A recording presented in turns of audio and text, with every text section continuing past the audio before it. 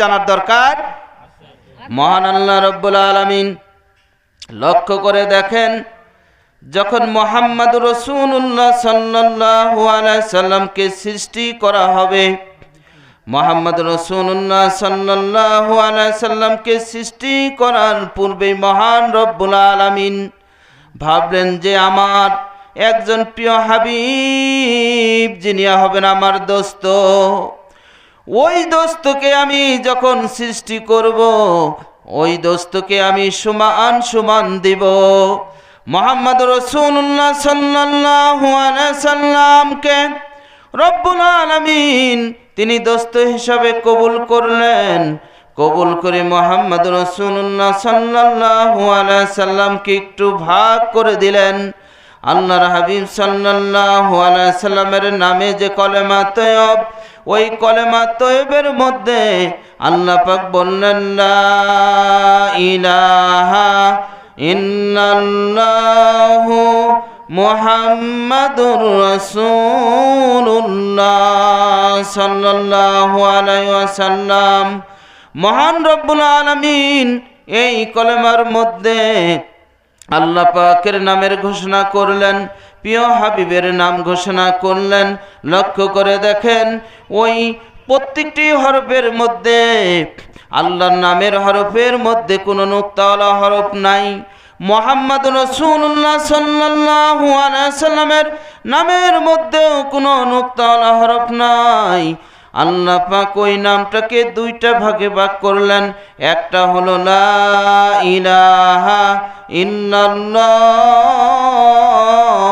আরেকটা হলো মুহাম্মাদুর রাসূলুল্লাহ সাল্লাল্লাহু আলাইহি ওয়াসাল্লাম।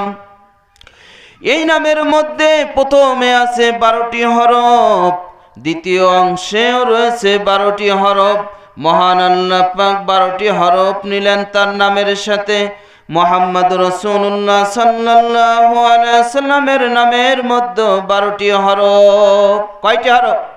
সমান। আল্লাহ পাক বললেন, হাবিব আপনাকে যখন দুনিয়ার মধ্যে প্রেরণ করব, ওই দুনিয়ার মধ্যে আপনি কখন যাবেন? রব্বুল আলামিন হাবিবকে প্রশ্ন করার পরে হাবিব তখনই বলেছিলেন, এমন একটি সময় আমাকে পাঠাবেন যে সময় যেন সমান থাকে, যেই সময়টা রাতের জন্য নয়, যেই সময়টা দিনের জন্য নয়। মহান আল্লাহ পাক দেখেন আমার প্রিয় হাবিবকে যখন দুনিয়ার মধ্যে প্রেরণ করলেন, ওই হাবিব সাল্লাল্লাহু আলাইহি সাল্লাম সুবহ সাদেকের সময় দুনিয়ার মধ্যে আসলেন। সময়টা কি? সুবহ সাদেকের সময়, না দিন না রাত। কারণ হলো দিন আর রাত 12 24, দিনও 24, রাতও 24। দেখেন কলেমার মধ্যে 12 24। এই 24-এর মধ্যে ব্যাখ্যা কি? এই ব্যাখ্যাগুলো না জানা থাকলে কলেমা হয়ে যায় মুসলমানের শুধু একটি জাতির। এই কলেমা সমগ্র বিশ্বের সমস্ত মানুষের জন্য। সব মানুষ যদি কলেমা গ্রহণ করবে, এটাই শাশ্বত বাণী। এই জন্য দেখেন আল্লাহর হাবিবের সময় আমি বর্ণনা দিব কিভাবে অন্য জাতির মানুষগুলো আল্লাহর হাবিবের দিনকে গ্রহণ করে তারা ইসলামের সুশীতল ছায়াতলে চলে আসলো। হাবিবকে লক্ষ্য করে বলে না, হাবিব আপনাকে আমি কোনো অংশে বন্ধুত্ব যখন করেছি, ওই বন্ধুত্ব করার কারণে আপনাকে কোনো কিছু কম দিব না। আল্লাহর হাবিব সাল্লাল্লাহু আলাইহি সাল্লামকে যখন প্রেরণ করলেন, সেটা ছিল সুবহ সাদিক, না দিন না রাত, সমান 12। আল্লাহ পাক যখন বললেন অফি আনফুসিকুম আফালা তুবসিরুন, আমি আছি তোমার আত্মার মধ্যে, তুমি কি দেখো না? আল্লাহ পাক আমাদের সকলের কাছে আছেন, এটাই চিরন্তন সত্য। এটা কিভাবে আল্লাহ পাক আমাদের সাথে কথা বলেছেন, এটাই চিরন্তন সত্য। যখন আল্লাহ পাক এই মানবকুল সৃষ্টি করবেন, এই মানবগুলোকে তার রূহ সৃষ্টি করে আলমে আরোহা জগতে রেখে দিলেন। আলমে আরোহা জগতে রেখে দেওয়ার পরে মহান রব্বুল আলামিন একদিন প্রশ্ন করলেন, এই রূহগুলোর সাথে কথা বলা দরকার, এই আত্মাগুলোর সাথে আমার কথা বলা দরকার। সেই কারণে রূহগুলোকে আলমে আরোহা জগতে আল্লাহ পাক ডাক দিলেন। আল্লাহ পাক ডাক দিয়ে রুহু জগতে প্রশ্ন করলেন। সূরা আরাফের মধ্যে আল্লাহ পাক বলেন, আলাস্তু বিরাব্বিকুম, আমি কি তোমাদের প্রভু নই? সেদিন আমরা সকলে সমস্বরে বলেছিলাম ক্বালু বালা, বলেছিলাম কিনা? সকলে বলেছিলাম। সেই দিন মহান আল্লাহকে দেখে না দেখে কিন্তু বলি নাই, আমরা সেদিন না দেখে বলি নাই। আল্লাহ ছিলেন বক্তা, আমরা ছিলাম শ্রোতা। এই শ্রোতা দুনিয়ার মধ্যে এই শ্রোতারা হয়ে গেল বক্তা। এই বক্তা হলো এই কারণে যে এই মানুষদের মধ্যে আল্লাহ কিছু মানুষ প্রেরণ করলেন যারা হবে এই মানুষের হিদায়াতের জন্য। রব্বুল আলামিন কুরআনুল কারিমে বললেন, আমি কি তোমাদের প্রভু নই? সেই দিন আমরা বলেছিলাম ক্বালু বালা, অবশ্যই আপনি আমাদের প্রভু। এই কথাটা যেন দুনিয়ায় জারি থাকে, এই জন্য রব্বুল আলামিন কি করলো দেখেন, এই যে আলাস্তু বিরাব্বিকুম, আমি কি তোমাদের প্রভু নই, এই কথাটা দুনিয়ার ভিতরে স্বীকৃতি, রবের কথা যেন মানুষ ভুলে না যায়, এর জন্য আসলো সালাত। এর নাম কি? সালাত। এই কারণে দেখেন দুনিয়ার মধ্যে যখন মানুষ চলে আসার পরে তার প্রাপ্ত বয়স হয়ে গেল, তার জন্য সালাত যখন ফরজ হয়ে গেল, ফরজ হওয়ার পরে ওই মানুষকে সর্বপ্রথম যে সালাতে যে সূরা পড়া লাগে তার নাম সূরাতুল ফাতিহা। সূরাতুল ফাতিহা। এই সূরাতুল ফাতিহার মধ্যে কি পড়ি? আলহামদুলিল্লাহি রাব্বিল আলামিন। রবের কথা আছে? আছে তো? রবের কথা যেন না ভুলে যায়, এই জন্য সূরাতুল ফাতিহার মধ্যে এই রবের কথা আছে, সালাতের মধ্যে রবের কথা আছে। যখন আমরা দেখেন সুন্দর করে যখন ওই রুকু দাঁড়ানো অবস্থা থেকে রুকুতে চলে যাই, রুকুতে যাওয়ার পরে তাসবিহ পড়ি, সুবহানা রাব্বিয়াল আযীম। পড়ি না বাবা? পড়ি না ভাইয়েরা? পড়ি না? রবের কথা আছে। তারপরে যখন আবার ওই রুকু থেকে মানুষ দাঁড়িয়ে যায়, তখন দেখেন সুন্দর করে যে তাসবিহটা পড়ে তার নাম হলো রব্বানা লাকাল হামদ, হামদান কাসীরান। পড়ি কিনা? রবের কথা আছে না নাই? রব আছে। তারপরে আবার যখন দাঁড়িয়ে যাই, যখন সিজদায় চলে যাই, তখন আবার দেখেন সুবহানা রাব্বিয়াল আলা। রবের কথা আছে না নাই? সব ক্ষেত্রে রবের সাথে কথা হয়েছিল কোথায়? আলমে আরোহায়। দুনিয়ায় যেন এই মানুষের কথা হয় রবের সাথে, এই জন্য সালাতের ভিতরে সেই কথাগুলো আল্লাহ পাক দিয়ে দিয়েছেন। এরপরে যখন সালাম ফিরাই, সালাম ফিরানোর পরে যখন আমরা হাত তুলে রবের কাছে বলি রব্বানা আতিনা ফিদ দুনিয়া, বলি কি না ভাই? বাবারা বলি না? তার রবের কথা আছে। তার মানে রব আলমে আরোহা জগতে আমার সাথে আপনার সাথে যেভাবে কথা বলেছিল, ঠিক দুনিয়ার মধ্যে যেন সেই রবের কথা থাকে। এই কারণে রব্বুল আলামিন ওই সালাতের মধ্যে ওই রবের কথা দিয়ে দিলেন যে আমার সাথে বান্দার কথা হবে আলমে আরোহার মতো। বলেন সুবহানাল্লাহ। কোথাকার কথা হবে? আলমে আরোহার মতো দুনিয়ার মধ্যে কথা হবে বান্দার। সেই কথা বলতে বলতে রাজি আছেন কে কে? হাত তুলে দেখান। রাজি আছেন? হাত নামান। আমি বলেছিলাম কলেমা সবার জন্য, কলেমা সবার জন্য। কলেমার ব্যাখ্যায় যাচ্ছি, কলেমা দেখাই দেব কোথায় কোথায় আছে, আপনাকে আজকে দেখাই দেব। প্রতিটি মানুষের কলেমা দরকার। এই জন্য কলেমার মধ্যে হলো তিনটা অংশ। একটা হলো নফি, একটা হলো ইসবাত, আর একটা হলো রিসালাত। নফি, ইসবাত, রিসালাত কাকে বলে? এটা তো আরবি শব্দ, বাংলা অর্থ হলো নফি মানে নিষেধ, ইসবাত অর্থ আদেশ, রিসালাত মানে উপদেশ। এই তিনটা অংশ প্রতিটি মানুষের মাতৃভাষায় যার যার মনের মধ্যে আল্লাহ পাক দিয়ে দিয়েছেন। বলেন সুবহানাল্লাহ। নিষেধ, আদেশ, উপদেশ কার মধ্যে নাই? সে হোক হিন্দু ভাই, সে হোক খ্রিস্টান ভাই, সে হোক মুসলিম ভাই, সে হোক ইহুদি ভাই, সে হোক নাসারা ভাই, যার যার মাতৃভাষায় বাংলা ভাষার যে ভাইয়েরা আছেন, যারা আমার মাতৃভাষার হিন্দু ভাইয়েরা আছেন, যারা আমার খ্রিস্টান ভাইয়েরা আছেন বাংলা ভাষার, তাদের ভাষা আমাদের ভাষা একই ভাষা। তারা যেটা আদেশ সেটা মনে করে ভালো, যেটা নিষেধ সেটা মন্দ। তারাও যেভাবে মন্দটা বোঝে, আবার তারা যেভাবে ভালো বোঝে আমরাও কিন্তু মাতৃভাষায় তাই বুঝি, বুঝি কি না? এই জন্য আল্লাহ পাক প্রতিটি মানুষের মধ্যে এই আদেশ নিষেধ উপদেশ নফি এজবাত রেসালাত যার যার মাতৃভাষায় দিয়েছেন, যেন ওই মানুষ তার মাতৃভাষায় বুঝে ভালো আর মন্দকে পার্থক্য করে সুন্দর আমল করতে পারে। এটা হলো পরীক্ষা। এটার উদাহরণ কি? আল্লাহর হাবিব সাল্লাল্লাহু আলাইহি সাল্লামের কাছে তিনজন ইহুদি আসলো আল্লাহ রসুলকে পরীক্ষা করার জন্য, যে আল্লাহ রসুল ওমা আরসালনাকা ইল্লা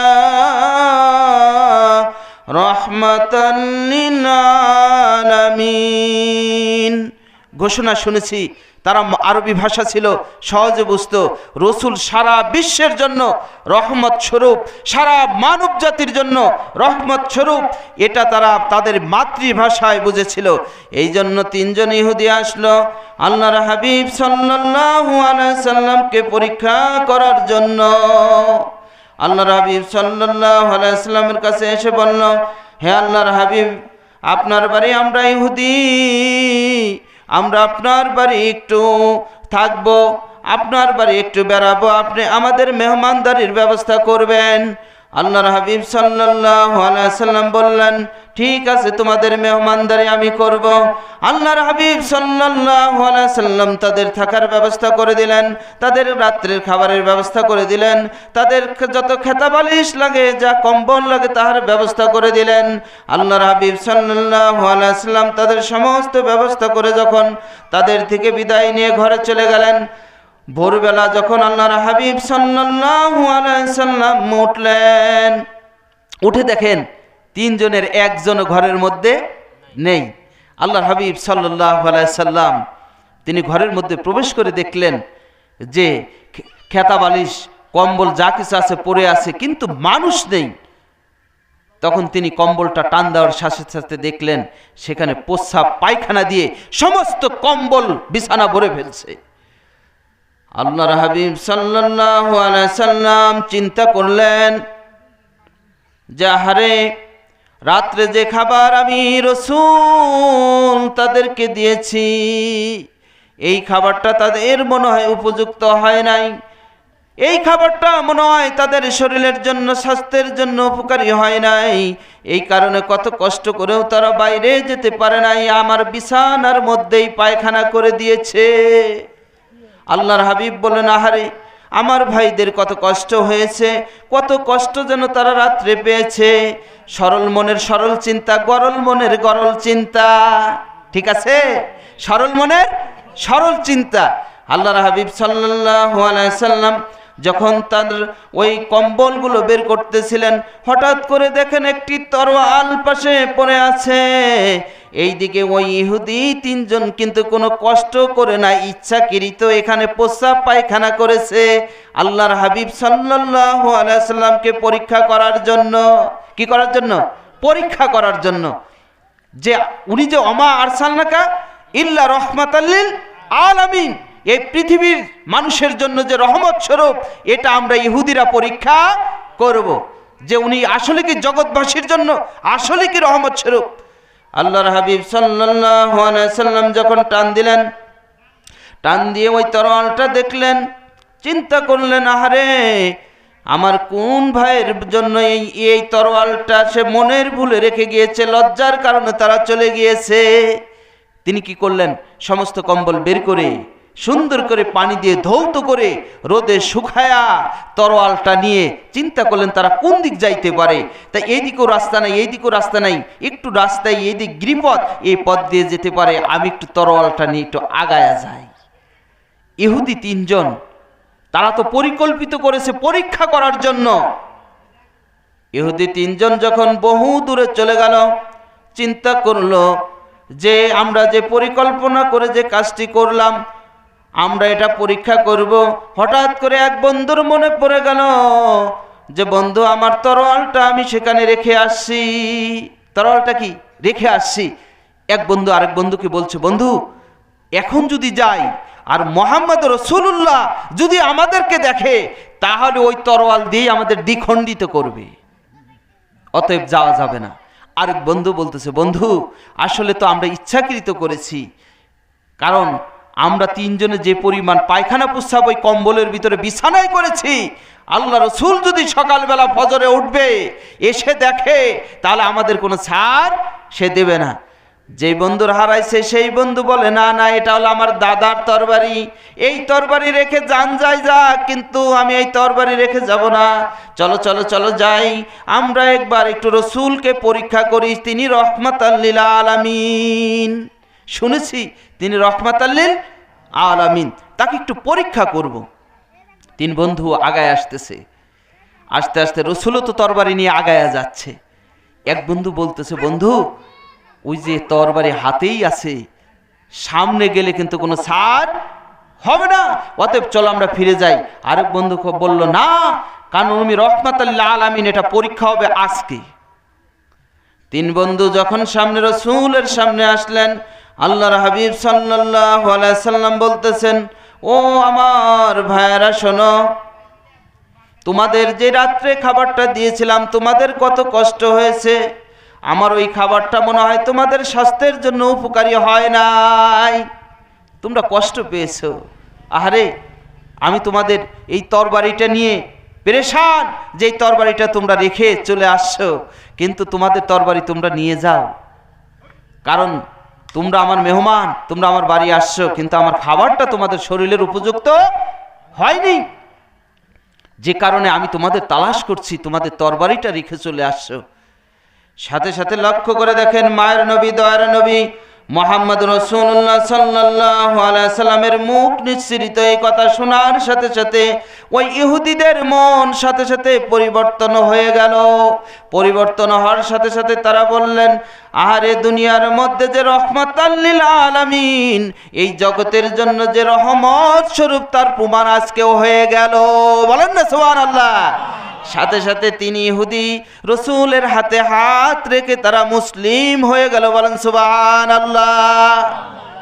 কিন্তু ভাই, আমাদের বাড়ির পাশে রসুল তার আদর্শ চারিত্রিক গুণাবলী দিয়ে অন্য মানুষকে সঠিক পথে এনেছে, আর আমাদের বাড়ির আশপাশে যদি কোনো জাতি ভাই থাকে, তাদের বিরোধিতা কিভাবে করা যায় আমরা সেটাই ব্যস্ত, ঠিক কিনা?